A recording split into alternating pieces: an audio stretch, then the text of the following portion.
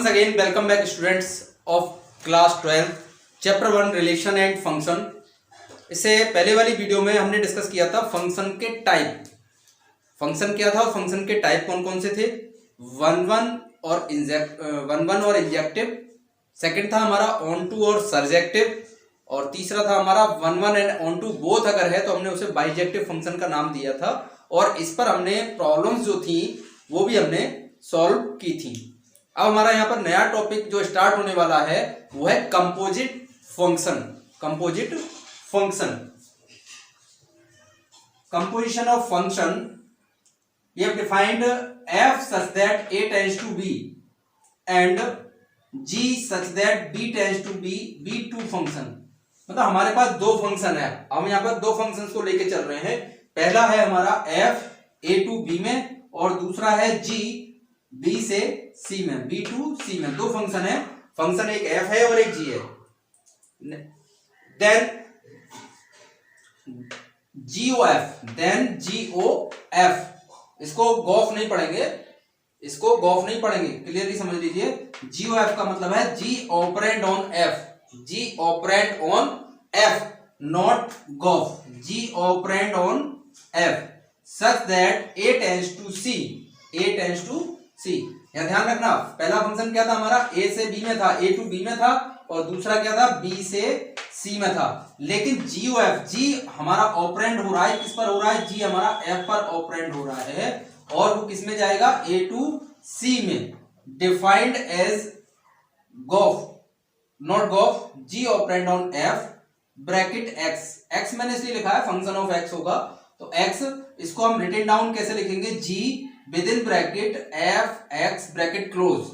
Again repeat कर रहा हूं, G operand F X equal to G middle bracket F X for all X belongs to A, for all X belongs to A।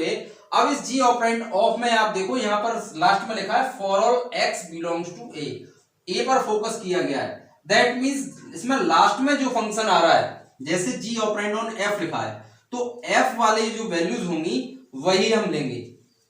अगर हमारा FOG लिखा है तो आप G वाली वैल्यू लिखोगे। यहाँ पर मैंने यहाँ पर X बिलोंग्स टू A लिखा है, वो F वाली वैल्यूज को लिखा है, F के डोमेन को लिखा है, F के डोमेन को लिखा है। और FOG अगर लिखा होगा तो आप G वाली वैल्यूज को लिखोगे। तो ये हमारा G operand on F equals X equals to is called composite of two functions F and G। ये हमारा जो है G ऑपरेंड ऑन F जब हम लिख देते हैं वो हमारा क्या कहलाता है, called composite of two function, composite of two function F and G, F and G। अब मैं इसको एक डायग्राम से आपको डिक्टेट कर रहा हूं। पहला वाला हमारा फंक्शन था fx, ये हमारा fx था, और किससे किस में था, a to b, a to b। मैंने यहां एरो से मार्क भी किया है a टू b, और ऊपर मैंने नेम लिखा है fx। क्लियरली fx डिफाइन हो गया a टू b में। a टू b का मीन्स आपको पहले मैं बता चुका हूं फंक्शन में ही। यहां पर a स्टैंड्स फॉर a और b दोनों क्या है, सेट होते हैं। a और b क्या है, सेट, जिसमें a डोमेन को रिप्रेजेंट करता है और b हमारा रेंज को रिप्रेजेंट करता है। ऐसे g वाले में b डोमेन है और c हमारा रेंज है। अब हम फंक्शन fx को हमने a टू b पर आ गए। सिमिलरली अब हमारा gx जो फंक्शन है वो कैसे डिफाइन किया गया है, b टू c में किया गया है। तो हमने b से c की तरफ एक एरो लगा दिया और ऊपर लिख दिया gx, तो ये हमारा gx डिफाइन हो गया, ये हमारा fx डिफाइंड हो गया। अब हमें डिफाइन करना है कंपोजिट फंक्शन या कंपोजिशन ऑफ फंक्शन। वो हमारा क्या था, g operand f, g operand on f।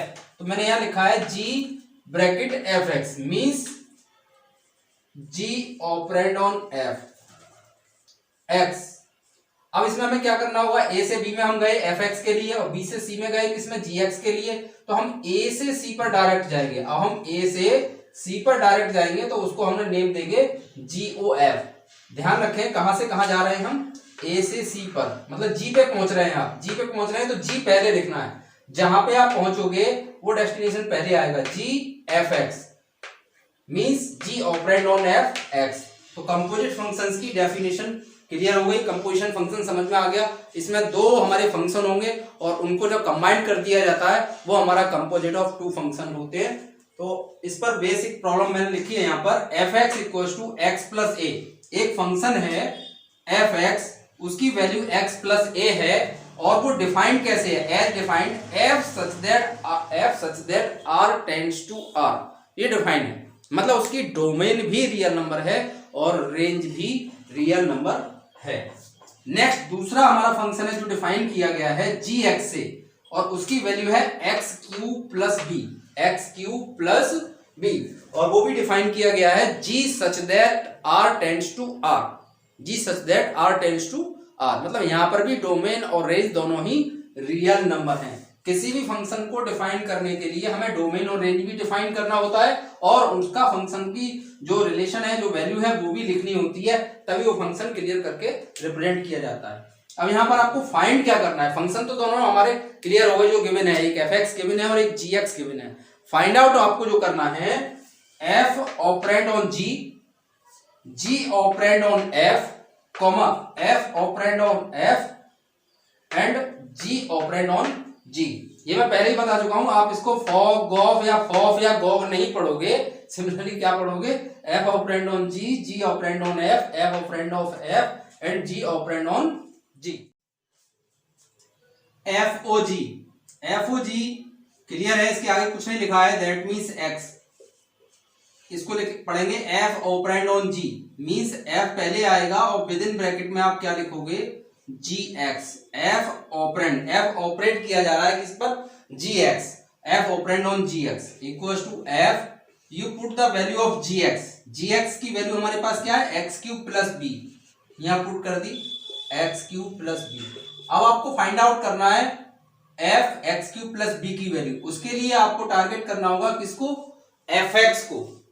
F X equal to है एक्स प्लस ए, जबकि आपको फाइंड करना है F X cube plus B, that means X के प्लेस पर, यहां पर एफ के साथ ब्रैकेट में एक्स है, जबकि यहां पर एक्स क्यूब प्लस बी है, तो ये क्लियर हो गया, एक्स के प्लेस पर हमें वैल्यू क्या दे रखी है, एक्स क्यूब प्लस बी दे रखी है।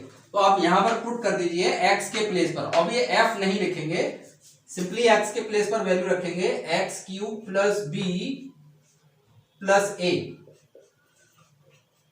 तो value of F operand on G is X cube plus B plus A. ये हो गया आपका first part. Second part similarly G O F X means G operand on F, तो आप पहले की तरह क्या लिखोगे, G as it is within bracket F X equal to G, put the value of F X is X plus A. अब आप target करोगे जी को, क्योंकि यहां पर जी आ गया और अंदर x प्लस ए है, दैट मीन्स आपको gx वाले फंक्शन में x के प्लेस पर x प्लस ए रखना है, तो आपका हो जाएगा x plus A whole cube plus B.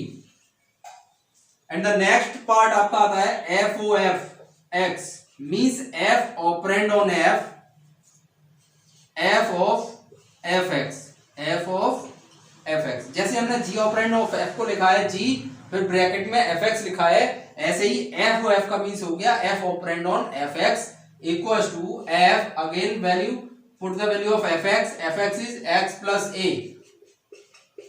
आपको फिर हमें एफ का ही फंक्शन देखना है, क्योंकि बाहर यहां पर एफ आ रहा है, अंदर एक्स प्लस ए है, तो फंक्शन ऑफ एक्स में ही आपको एक्स के प्लेस पर क्या रखना होगा, एक्स प्लस ए पुट करना होगा, x plus a plus a, that means x plus 2a. And the last part of this question, GOG मतलब g operand on g, like g within bracket gx, put the value of gx, gx की value हमारी क्या है, x cube plus B, x cube plus B. और फिर again आपको g वाले function में ही x के प्लेस पर X cube plus B put करना होगा, तो हमारे पास आएगा X cube plus B whole cube, क्योंकि वहां पर क्यूब लगा है तो क्यूब ही लिखेंगे, लेकिन एक्स के प्लेस पर एक्स क्यूब प्लस बी है plus B. It is the solution of G operand on G. Composite function पर एक next question, if F equal to in order pair form 1, 2 and 3,5 and 4,1.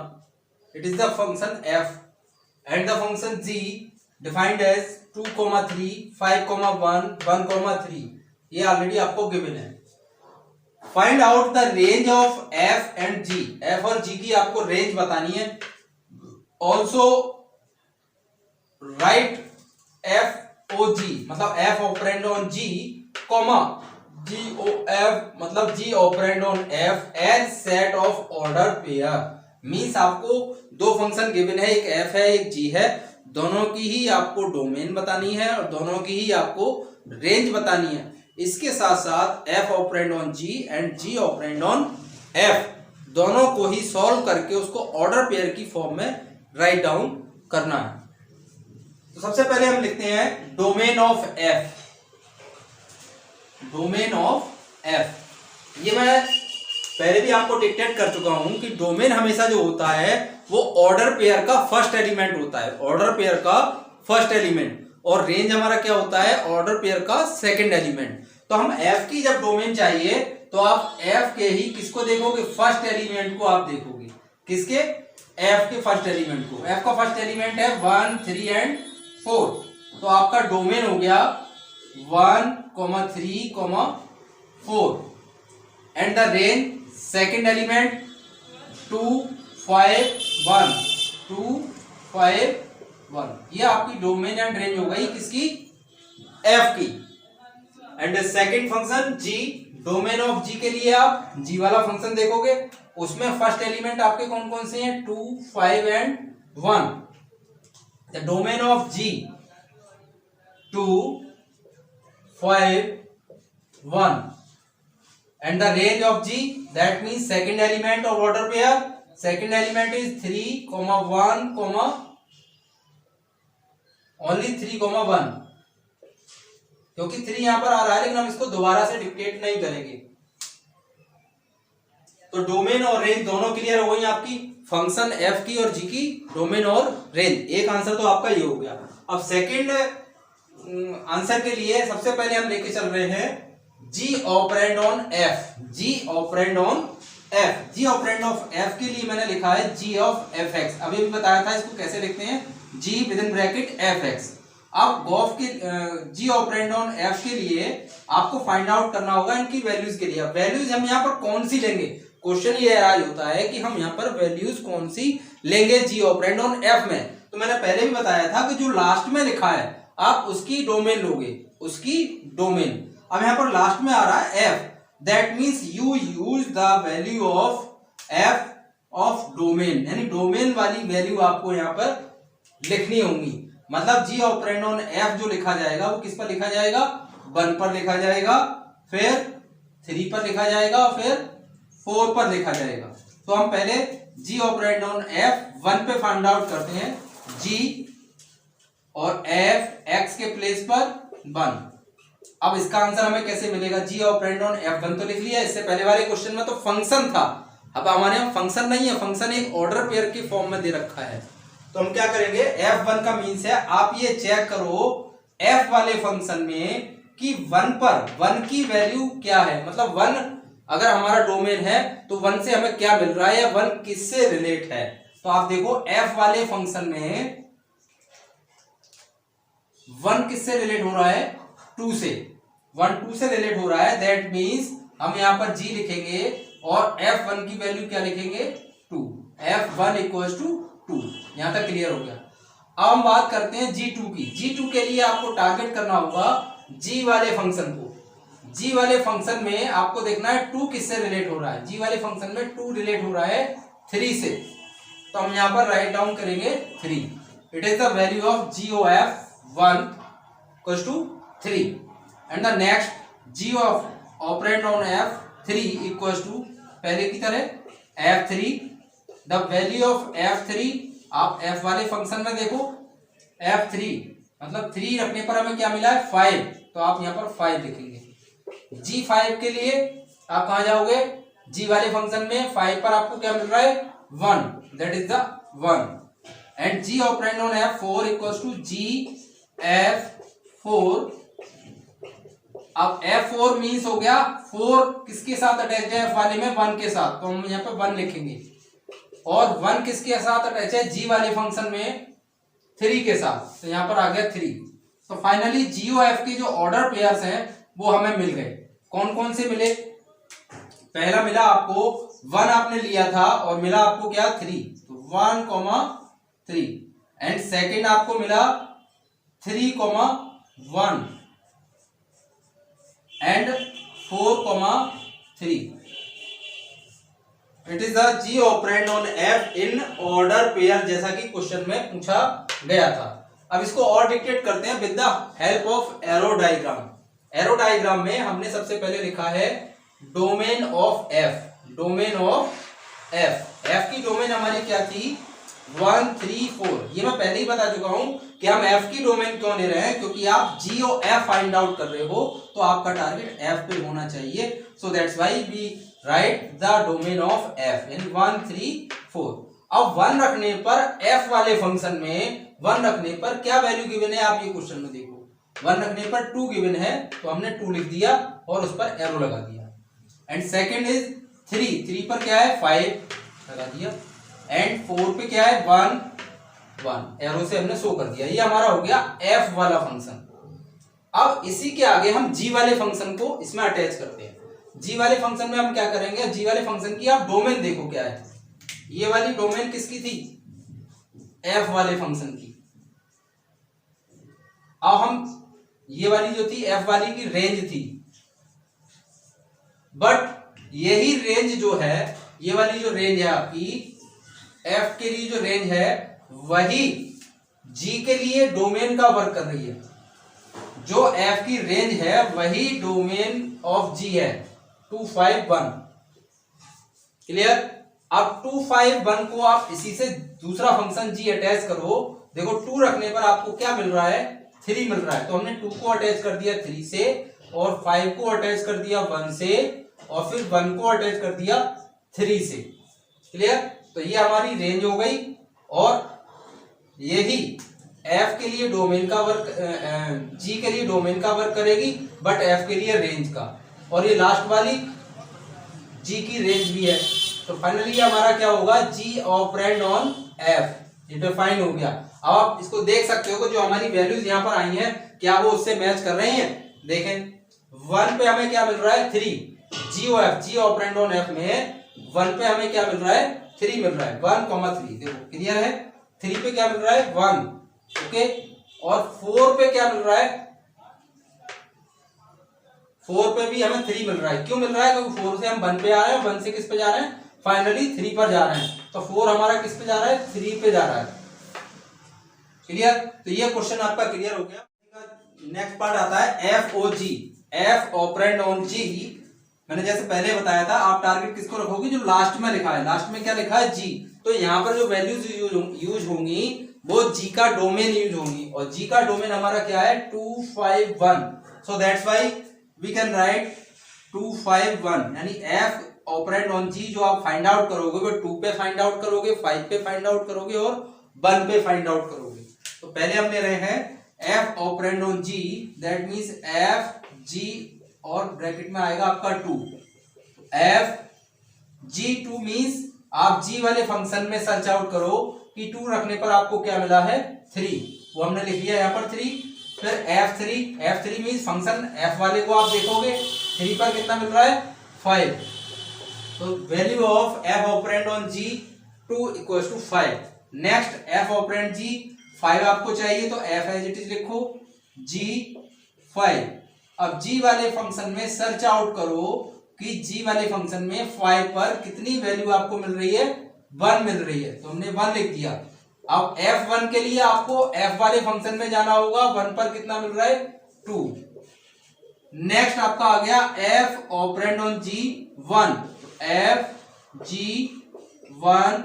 अब G1 की value G वाले function में search out करो कि 1 पर क्या मिल रहा है 3, तो F3 हो गया। अब F3 के लिए आप F वाले में जाओ, 3 पर कितना मिल रहा है 5। तो ये तीनों वैल्यूज आपकी आ गई, F operand on G2, F operand on G5, F operand on G1। So the order pair of F O G, जैसा कि क्वेश्चन में पूछा था वो ऑर्डर पेयर हम यहाँ लिख रहे हैं। तो 2 पे आपको कितना मिला है, 5 मिला है।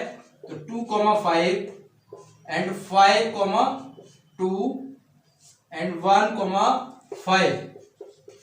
अब इसी को हम एरो डायग्राम से समझते हैं। पहला मैंने यहाँ पर जो लिखा है जी वाला लिखा है, जैसा पहले बताया था, लास्ट में जो लिखा होता है उसको हम पहले लेते हैं। तो जी वाले को हमने ले लिया और जी की डोमेन लिखी है पहले 251। जी का डोमेन देखो 251 ही है, तो वो हमने लिख लिया। अब जी वाले फंक्शन में आपको 2 रखने पर क्या मिला है, 3 मिला है, 3 लिख लिया। 5 रखने पर क्या मिला है, 1 मिला है, 1 लिख दिया। और 1 रखने पर क्या मिला है आपको, 3 मिला है, तो 1 से 3 को कनेक्ट कर दिया। ये हो गया हमारा फंक्शन जी। अब आप जाओगे जी से एफ पर।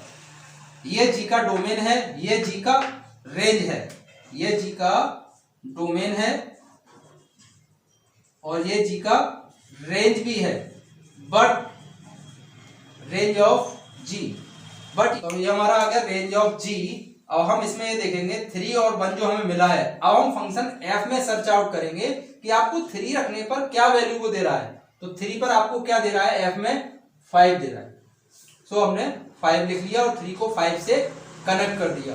ऐसे ही एफ वाले फंक्शन में आप 1 को सर्च आउट करो कि 1 पे आपको क्या मिल रहा है, 2 मिल रहा है। तो हमने यहाँ 2 लिखा और 2 को मार्क कर दिया और यहाँ पर आ गया इस तरीके से। तो ये हमारा क्या बन गया, एफ ऑपरेंड ऑन जी। तो ये हमारा टॉपिक क्लियर हो गया, कंपोजिट ऑफ 2 फंक्शंस। और हमारा नेक्स्ट टॉपिक स्टार्ट होगा इनवर्स ऑफ ए फंक्शन, वो हम नेक्स्ट वीडियो में डिस्कस करेंगे।